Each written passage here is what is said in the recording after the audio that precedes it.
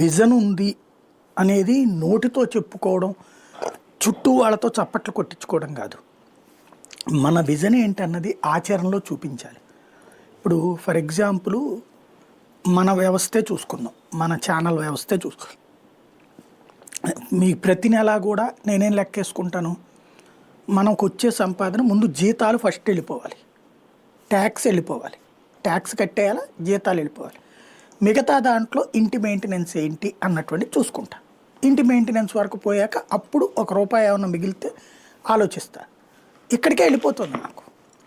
అయితే second phase ఎదుగుదల ఏంటి అన్నటువంటి దానికి సంబంధించినప్పుడు ఇంకా ఇన్వెస్ట్మెంట్ కావాలంటే వచ్చేవాళ్ళు సిద్ధంగా ఉన్నారు. కానీ ఇన్వెస్ట్ చేస్తే ఆదాయం ఆ రేంజ్లో రిటర్న్ ఉందా ఇది చూసుకోవాలి. అందుకని మీకు తెలుసు వస్తానన్న వాళ్ళని కూడా మనం వద్దనుకుంటున్నటువంటిది. కాబట్టి మనం ఏదైనా ఒక పని చేసేటప్పుడు రేపటి గురించిన ఆలోచన అనేది ఉండాలి. మనల్ని నమ్ముకున్న వాళ్ళని నడి రోడ్డు మీద నుంచోబెట్టకూడదు. మనల్ని నమ్మిన వాళ్ళ జీవితాలతో చెలగాటమాడకూడదు. అది విజన్ అంటే, అది సంక్షేమం అంటే, అది అభివృద్ధి అంటే, అది నమ్మకం అంటే.